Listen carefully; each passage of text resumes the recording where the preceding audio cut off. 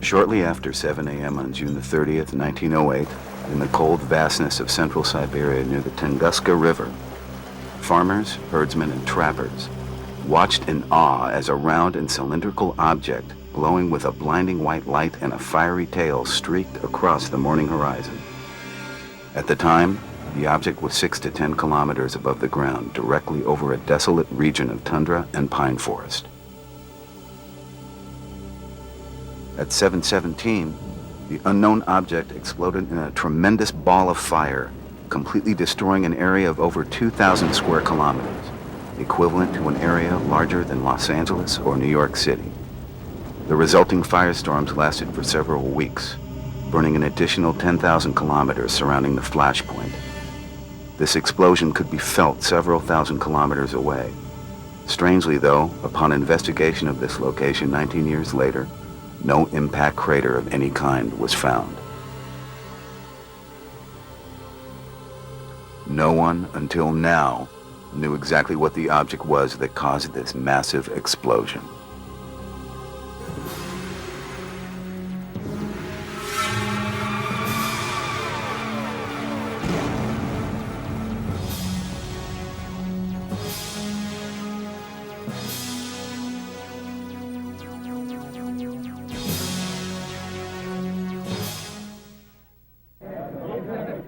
Even after 90 years of investigation of this crash site by thousands of renowned expert scientists from Russia and dozens of other countries, there is still no consensus or even a loose agreement among scientists as to exactly what the object was or of its origin.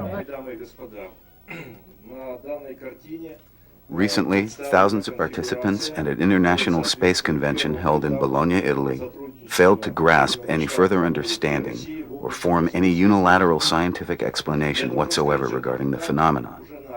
Professor N.V. Vasilev, chairman of the Scientific Organizing Committee of the Russian Academy of Sciences, admitted during this convention that it was most remarkable that the explosion was of a non-terrestrial object of still unknown origin, and that an unambiguous comprehensive solution has still not been achieved to address all of the problems involved in a logical scientific explanation.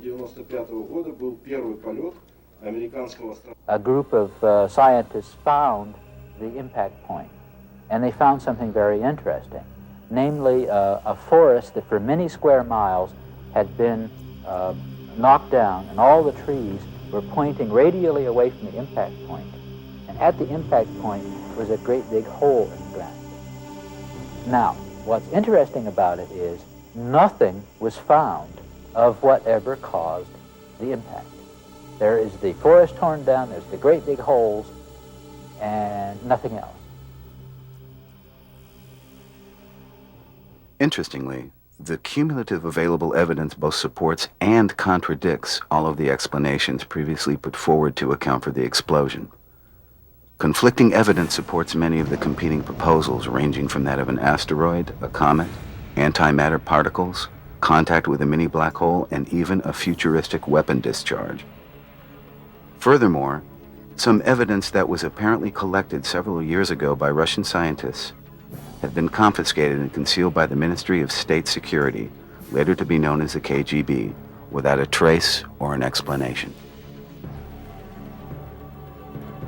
This program presents, for the first time, an account of this mysterious explosion by one of the last surviving eyewitnesses, and furthermore exposes the fallacies in the current scientific theories and explanations put forth to interpret what actually happened in Tunguska on that fateful morning in 1908.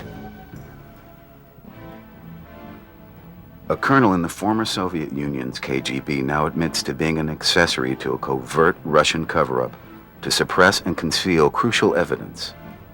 He further explains his role in the government scheme to conceal the conclusions reached by many Russian scientists as to the actual true nature of this explosion, that being that Tunguska actually bears the scars of an authentic 90-year-old crash site of an interplanetary spaceship of extraterrestrial origin.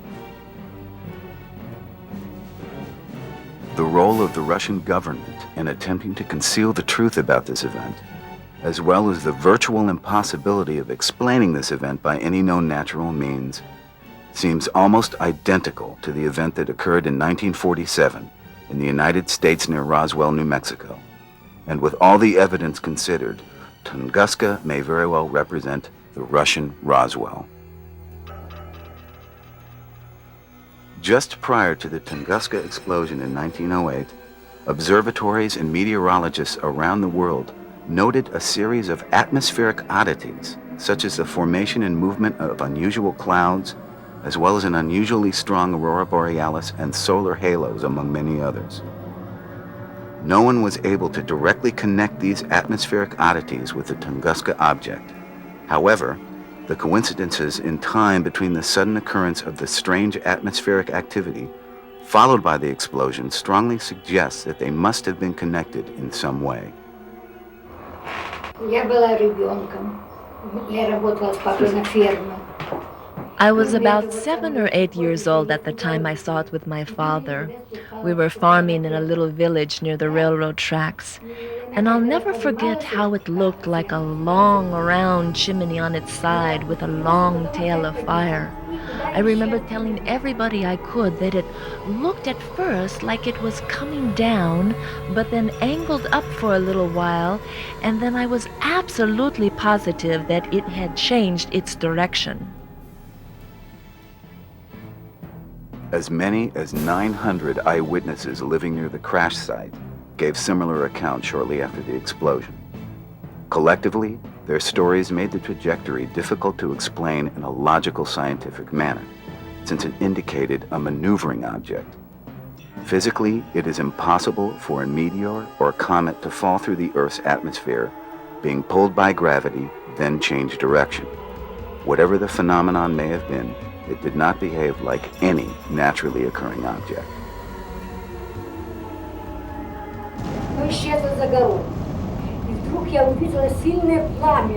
It disappeared over the next mountain ridge. And I remember like it was yesterday, how a few seconds later it seemed like the entire world ended. There was a flash that filled the entire sky, and it was like the sky opened up and split in half. I put my hands over my eyes and I could see the bones in my hands.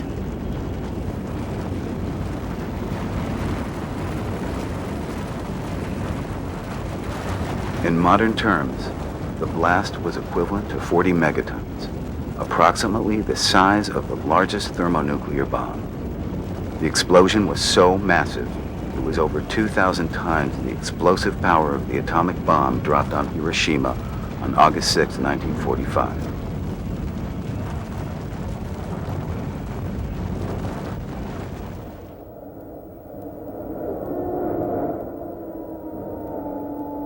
Given the remoteness of the area, the onset of World War I, and the internal conflicts within Russia, which resulted in the Communist Revolution, it wasn't until 1927 that an expedition was mounted to investigate the crash site. Upon arrival at the site, the members of this expedition were awestruck to witness the carnage and extent of the devastation that still existed 19 years after the event. Trees the size of telephone poles were snapped like toothpicks. The fallen trees were arranged in a radial pattern away from a central point, like the spokes of a bicycle wheel. There was no crater and no trace of a large meteorite found anywhere. There were, however, many small pieces of metallic fragments embedded in the felled trees which were collected for analysis. In addition, many people living near the explosion site were reported to have died of an unknown illness, showing symptoms not previously documented in that region.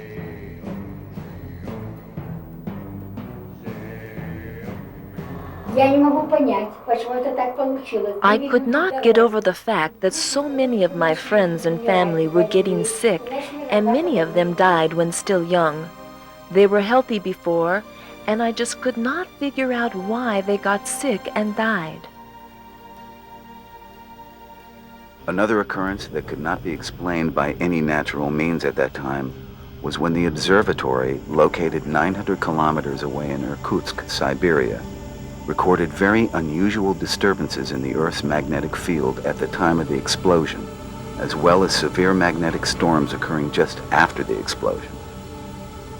Satisfactory explanations for both the explosion and the resulting abnormalities were impossible until after World War II. Following the atomic bombings of Hiroshima and Nagasaki, aerial photographs of these cities were compared with aerial photographs of the Tunguska crash site.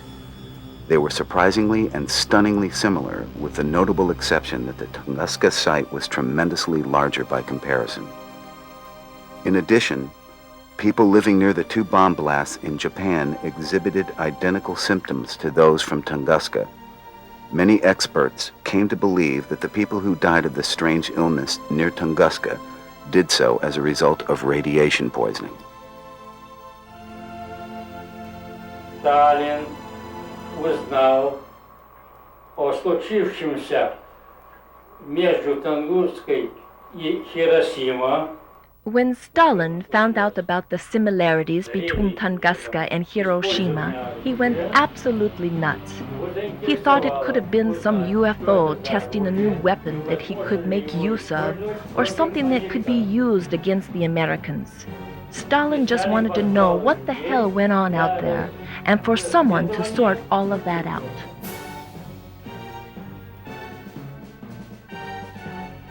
In July of 1947, Stalin himself gave instructions to the head of the Ministry of State Security, later to become the KGB, to investigate Tunguska and involve the world's foremost rocket scientist and designer, S.P. Korolev, who was later to become the father and head of the Russian space program. Once the Russians acquired the technology to explode thermonuclear weapons, they conducted numerous experiments and test detonations high in the atmosphere. They found that such explosions in the atmosphere had the effect of disrupting the Earth's magnetic field, causing geomagnetic storms seemingly identical to those of the Irkutsk readings of the Tunguska explosion of 1908.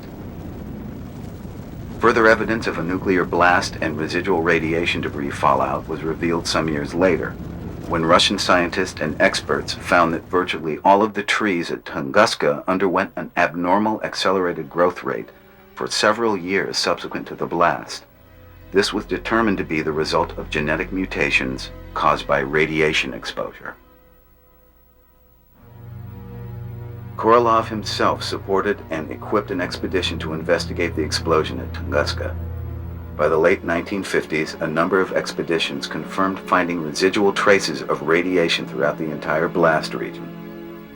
Based on the lack of any unambiguous evidence to explain this event by any natural means, Korolev concluded that the blast had been caused by the crash of an extraterrestrial vehicle. On October 4th, 1959, over 51 years after the Tunguska explosion, the event earned a belated spot on the front page of the New York Times. Russian scientists were reporting the discovery of radiation at the site, as well as the conflicting evidence found to explain the explosion by any natural means. Their collective conclusion was that the event was a nuclear explosion caused by an object of extraterrestrial origin.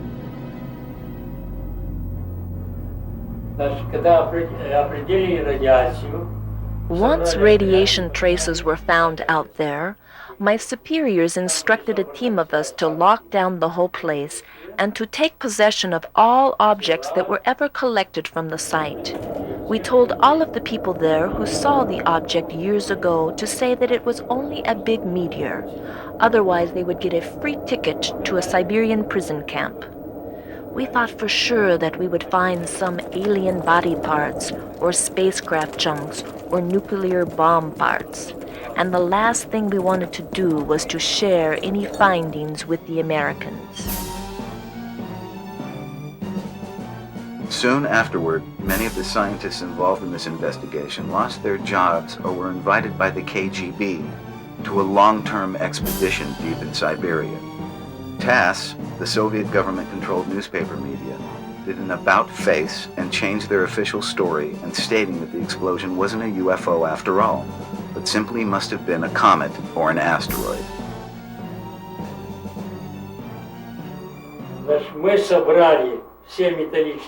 We did collect some papers and samples of odd-shaped metal and rock pieces, but I never did find out whatever happened to any of that, or whether or not anyone else found out about what the story was. All I was told to do was to have people not say that it was a UFO. We had all of the materials sent to a secret military base just south of Vanovara in Siberia, but I don't know what happened to it since then.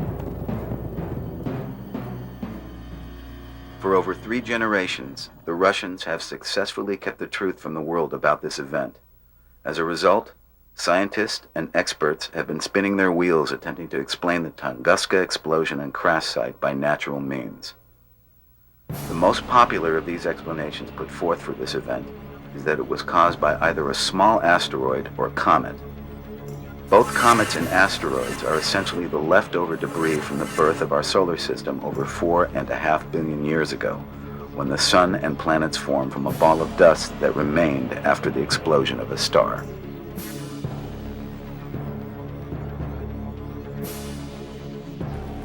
There's another population whose existence was only discovered about 65 years ago, and that's the Earth-crossing asteroid population. The population of Earth-crossing asteroids constitute a giant swarm of objects, which may be as numerous almost as the main asteroid belt. It's just that we haven't discovered very many of them. It's just an enormous population. You have tens of millions, maybe 100 million, which are larger than a small house. It's just a huge swarm. Every once in a very long while, they can collide with our planet. The asteroid collision hazard is real. As a result of the overlapping orbits of these Earth-crossing asteroids, tens of thousands of collisions have occurred throughout the course of Earth's history. One of the explanations offered by scientists is that an asteroid about the size of a 25-story building, comprised of a loose conglomeration of small rocks and minerals, entered the atmosphere on a collision course with the Earth. However, due to friction, the object heated up to several thousand degrees and came apart, exploding and disintegrating in a huge ball of fire. While it is altogether possible that a rock weighing about 1 million tons could create such explosive power and leave some radioactive traces, there are numerous problems and evidentiary contradictions that thwart this conclusion, even though that this explanation is the cleanest and simplest one to accept. Normally, when an asteroid enters the Earth's atmosphere, it would heat up to incredible temperatures, and if small, it would explode very high in the atmosphere, or if large, it would slam into the Earth, dredging up billions of tons of soil and rock. Perhaps the best known example is Meteor Crater in Arizona. That was made by an impact of an iron object about 100 feet across. And it exploded with an energy that we can estimate from the crater itself as about 15 megatons, about the size of the largest nuclear bombs. It left a scar. It's 50,000 years old, and there are half a dozen other craters on the Earth of similar age that are also easily seen. Virtually all of the other impact traces endured by the Earth are erased almost as quickly as they appear, such that all impacts, except the most recent, go unnoticed. Any object larger than about 50 feet across, with an explosive energy then of the order of several megatons, equivalent to a large nuclear bomb, is able to penetrate through our atmosphere and to explode either in the lower atmosphere or at the surface. So when one of those penetrations takes place, we end up with the equivalent of a large nuclear bomb going off, which of course could do terrible damage. It is almost inconceivable that an object the size of a 25-story building and weighing over 1 million tons would disintegrate into dust particles without leaving any debris of some sort. The Arizona crater was caused by a meteor that had to be only 1/4 the size of the one that caused the Tunguska explosion, and that one made it to the surface intact, which adds to the dubious nature of this explanation. Furthermore, a meteor would not be able to change course as many of the eyewitnesses claimed, nor would it be able to create the atmospheric oddities associated with the object. A relatively small meteor made up of a loose collection of rocks could not have disrupted the magnetic field or created geomagnetic storms as did the object in question. Recently, the suggestion was made that it was actually a chunk of a comet that smashed into the Earth. And in fact, it never really hit the ground, but it blew up a mile or so above the surface. And that is exactly what you would expect of something frail, like a great big chunk of ice like that. Comets are made of ice and rock. Their spectacular tails occur when the solar wind evaporates bits of ice and dust, and then blowing these particles back for millions of kilometers. Scientists believe there are trillions of comets beyond the furthest planet in a formation known as the Oort cloud, and that comets are periodically dislodged from their distant orbits and hurled towards the sun. Most comets make only one pass through the inner solar system during their lifetimes.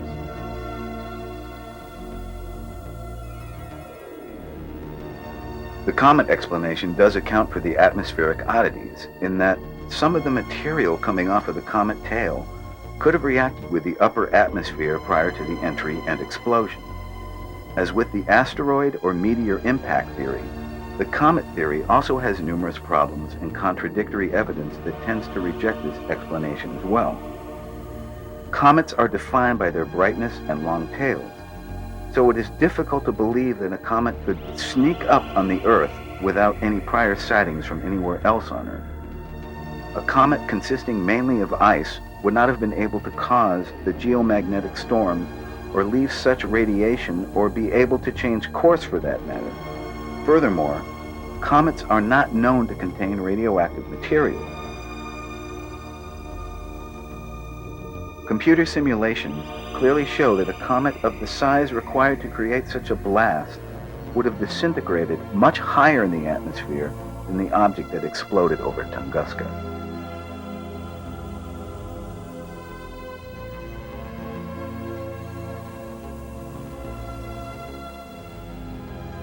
One of the more exotic explanations for the explosion is that particles of antimatter were formed over the Tunguska region and then exploded when they came in contact with the molecules in the atmosphere.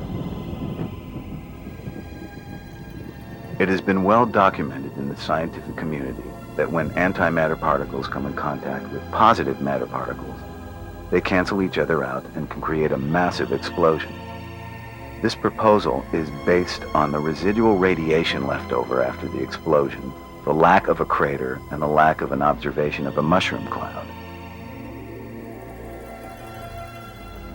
This explanation, however, does not at all account for the atmospheric and geomagnetic oddities associated with the Tunguska explosion or the eyewitness observations of an object streaking across the sky, not to mention the lack of any rational explanation for where and how these antimatter particles formed over the region. These particles would doubtlessly have come into contact with the atmosphere much higher than the explosion. Hence, these inconsistencies and contradictory evidence clearly dismiss this theory as a possible explanation.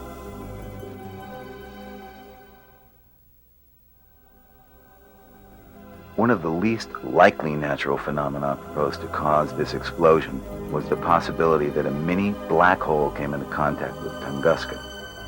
Black holes are tremendously dense objects, such that a mass the size of the Earth could fit into a space the size of a tennis ball, and have the gravitational pull so strong as to affect even light waves. Since the gravitational forces and mass required to create a black hole would be so enormous, it is virtually impossible to get a pin-sized black hole, and any black hole that might theoretically be bigger and come close to Earth would most certainly have catastrophic effects on the entire planet. Therefore, this explanation can also be dismissed as having no relevant merits.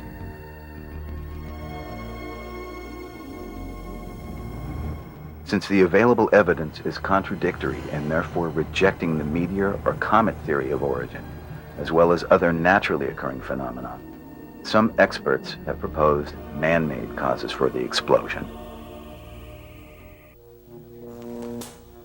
Among the most publicized explanations is the theory that the explosion was caused by a high-energy electrical beam originating from the laboratory of Nikola Tesla in New York, and that he created the beam as a demonstration for Admiral Byrd at the North Pole.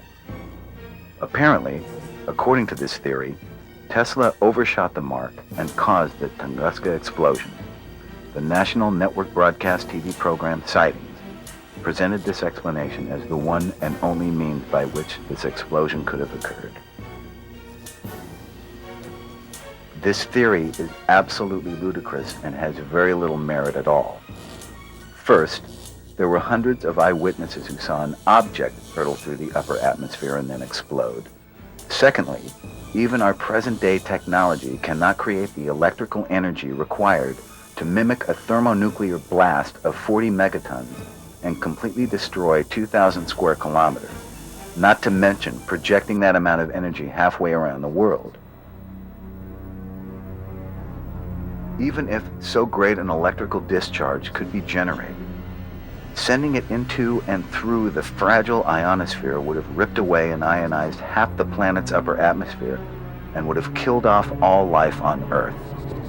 Furthermore, the pattern of tree destruction at Tunguska clearly indicates that it was a gigantic, high-altitude explosion rather than an electrical discharge.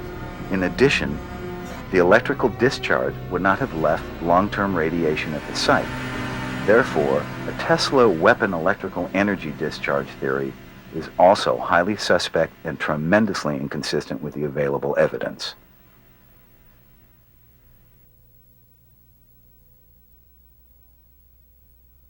Of all the explanations previously proposed for this explosion, the only viable explanation for all of these variables, as well as accounting for the Russian government's cover-up, is that the Tunguska explosion was not natural in origin. As shocking as it may seem, it is now proposed that this event was the result of exploding nuclear or ion-powered engines belonging to an interplanetary spacecraft. The eyewitness account of an object descending, then angling upward slightly, can be explained by NASA's own study of spacecraft re-entering into the Earth's atmosphere. Re-entry can only be accomplished if done within a 2-degree angle of descent. If the spacecraft enters at too steep an angle, it disintegrates high in the atmosphere as a result of heat caused by friction. If the angle of re-entry is too shallow, the spacecraft descends, but goes back up and out of the atmosphere, much like a stone skipping across the surface of a pond. It is hypothesized that the spacecraft entered the atmosphere at too shallow an angle and was skipping out of the Earth's atmosphere when it attempted to change course but then exploded as a result of overheating and stress on the spacecraft. The explosion itself and the associated evidence is not at all consistent with a meteor or comet chemical explosion, but is consistent with a 40 megaton thermonuclear blast about 6 to 10 kilometers up in the atmosphere. The residual radiation, people dying of radiation poisoning, the abnormal accelerated growth of the trees as a result of genetic mutation, the geomagnetic disturbances, the lack of an impact crater, the lack of any meteor fragments or comet debris, the suppressed collection of metallic fragments, and all other evidence concerning this crash site leaves only one theory intact. That is, the event occurring in Tunguska in 1908 was the result of an explosion of the nuclear or ion-powered engines of an interplanetary spacecraft.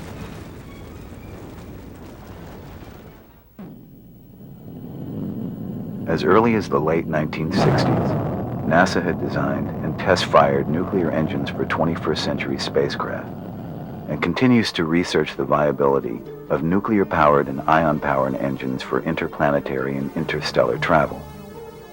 These engines would have to contain at least as much material on board which could conceivably cause a similar-sized detonation as that observed over Tunguska. Well, NASA's been involved in the development of ion propulsion for over 30 years now, and very early they were able to demonstrate good engine performance. But because these engines have such low thrust levels compared to chemical rockets, very, very long burn times are required for typical planetary missions, on the order of 8,000 to 12,000 hours. So the hardest part of working with ion propulsion is demonstrating that the engine has enough lifetime for those kinds of missions. The design and concept for such a spacecraft is not at all science fiction. In fact, it will be the design of our own human expedition spaceships in the next 100 years or so.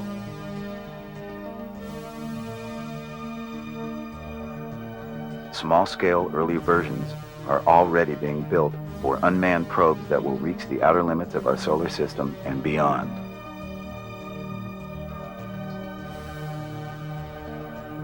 The N-Star thruster will be used first on the first New Millennium mission, which is a Comet and Asteroid flyby. Subsequent missions in which it might be used would be small body rendezvous missions or perhaps outer planet missions.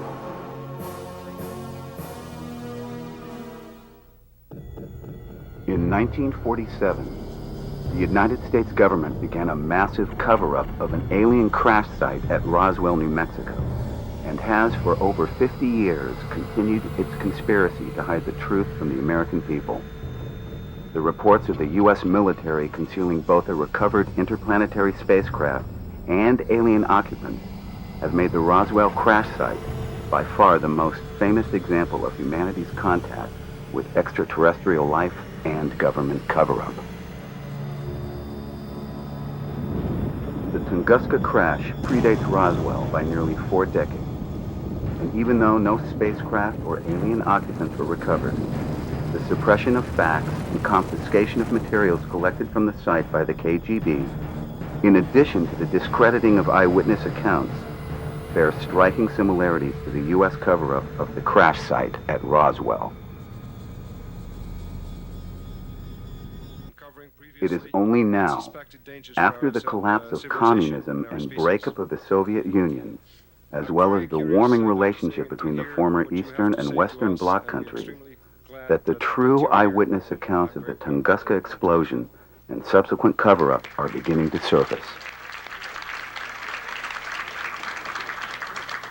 It is hoped that the further warming of relationships between Russian and American politicians and scientists may ultimately allow for a release and an analysis of the confiscated metallic materials still hidden at the Siberian military base. I've been invited to talk on such an important... In light of this newly revealed evidence and the rejection of all natural explanations for this phenomenon, the crash site at Tunguska could very well represent the most significant and historic, yet the most overlooked and almost forgotten discovery in the history of humanity.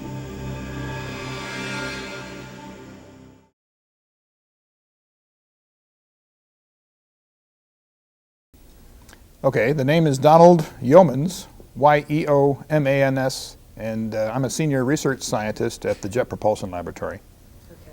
The difference between an asteroid and a comet, if you had asked that question 50 years ago, it would have been easy. You would have said an asteroid is a leftover rocky material from the formation process in the inner solar system. A comet is an icy, dirty ice ball, a bit of debris left over from the outer solar system formation process. But more recently, the line between the two objects is not so clearly drawn. There are closet comets, there are closet asteroids, there are comets that turn into asteroids.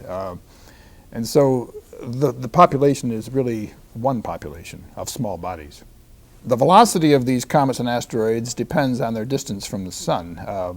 The comets go the fastest because they can come from a long distance out of the solar system on nearly parabolic orbits, and they can achieve velocities relative to the Earth of about 72 kilometers per second, which is roughly 72 times faster than the fastest high-speed bullet.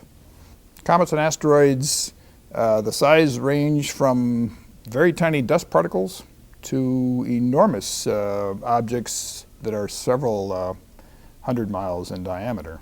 These objects don't have to be so large as to, before they cause catastrophic impacts with the Earth. Anything over a mile in diameter or larger is going to cause a catastrophic collision on the Earth. That is, the collision impact is not going to be localized. The dust will surround the Earth's atmosphere and shut down sunlight, and disrupt the food chain, the plants that rely on sunlight and the animals that rely on the plants. The history of comets is interesting. In cultures as diverse as the ancient Greek, the ancient Mayan, the ancient Chinese, those cultures didn't interact at all, but they all feared comets. And into the Middle Ages, when the church was well established, they utilized this fear, suggesting that comets were warning signs shot at a sinful earth from the right hand of an avenging God. And then in the 17th century, when Halley and Newton showed that comets are not warning signs from an angry God, but in fact celestial objects moving around the sun just like the planets, the fear of comets was sort of transferred from a sign of an impending disaster to the actual agents of disaster, because Halley pointed out that as these comets pass by the sun, they cross the Earth's orbit once on the way in and once on the way out. And they have the potential to actually smack into the Earth, and Halley pointed that out in the late 17th century. Well, I brought it with me. It's a Roman denarius, a coin that was minted about 10 years before the birth of Christ. It's a silver coin, and on the front side is an image of Augustus Caesar, and on the back is the image of the comet of 44 BC. Now, the story behind this is that a comet was seen in 44 BC, and this is well documented by not only the Greeks but also the Chinese, the same year that Julius Caesar was assassinated. And his adopted son Augustus noted that this comet was probably the soul of Julius Caesar rising up into the heavens. And so even in 44 BC, the notion that great comets indicate the deaths of great men was well established. And in fact, in 814 AD, when Charlemagne, the Roman Emperor Charlemagne, died and a great comet wasn't in the skies, contemporary historians simply made one up and put it in the history, because in the 9th century, great men simply didn't die without a great comet in the sky. There are several recorded instances of comets and asteroids smacking into the Earth. The most recent certainly was the Tunguska Event in 1908. An object probably the size of several houses smacked into the Earth's atmosphere and caused an explosion that knocked down trees for 30 miles in either direction, wiped out a herd of reindeer, and knocked more than one resident off their front porch, set his shirt on fire. And this was an object that was only about 60 meters in size, just over half the size of a football field. And it didn't even hit the Earth because it broke up in the Earth's atmosphere. If you want to go back further in time, of course, there was the Meteor Crater in Arizona that was caused by an object of similar size, 60 meters, but this time it was made of iron. So it punched through the atmosphere and hit the ground, caused a crater that was almost a mile in diameter, and is still visible for tourists today. It's an extraordinary object. That was about 300,000 years ago. And if you go back even further, the granddaddy of all impacts was probably the one that took place in the Yucatan Peninsula some 65 million years ago, when an object perhaps 6 miles in diameter smacked into the Earth, probably a comet, and wiped out most of the life forms at that time, including the dinosaurs.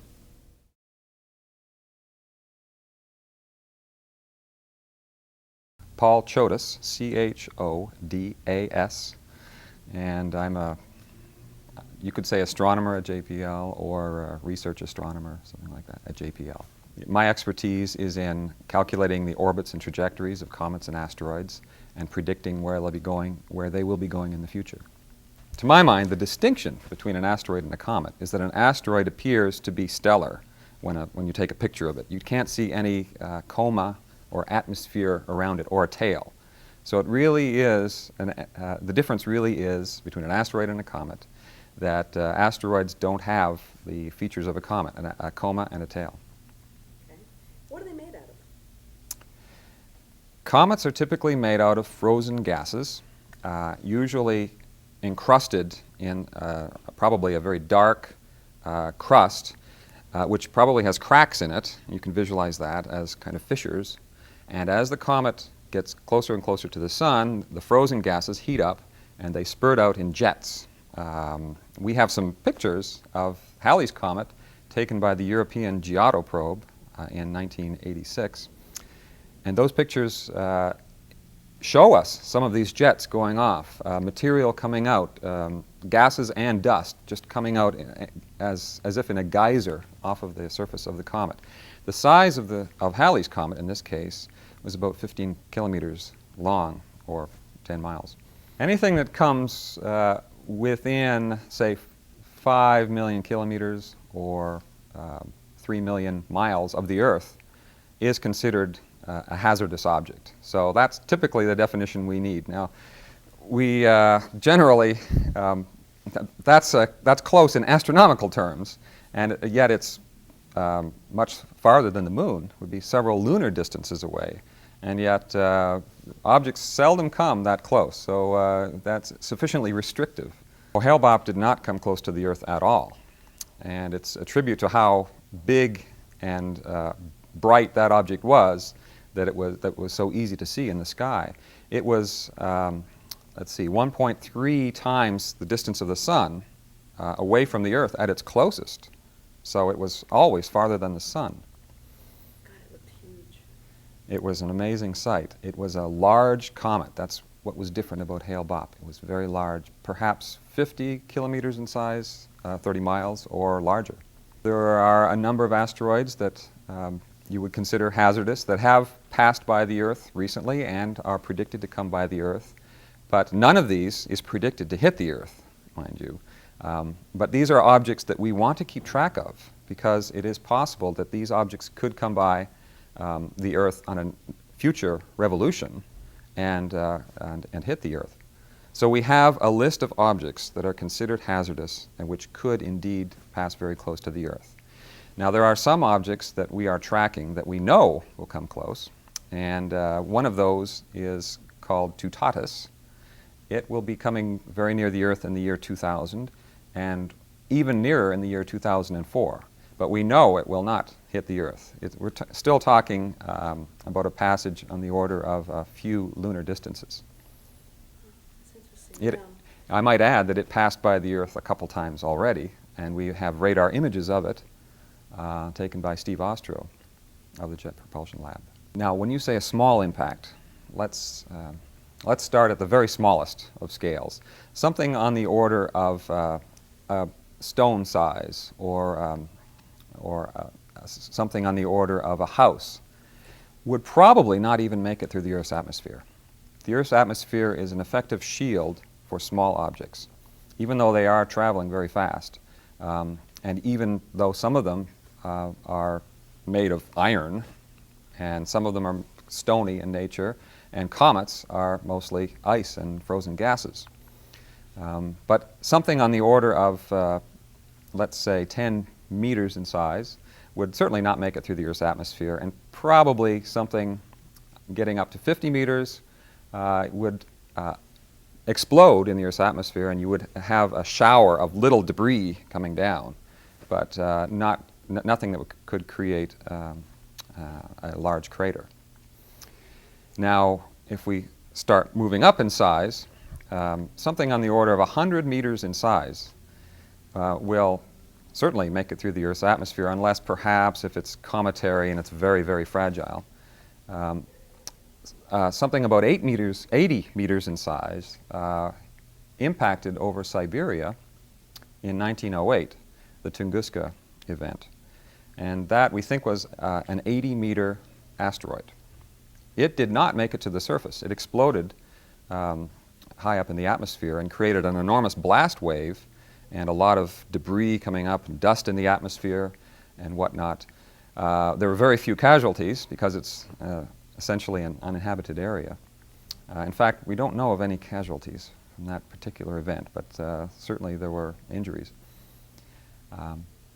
So the Tunguska event is something by which we can measure what would happen. It did not create a crater, but it flattened trees for, let's see, 2,000 square kilometers around. There was huge devastation and a certain amount of incineration, because when you have an atmospheric explosion, there's heat generated, and the trees would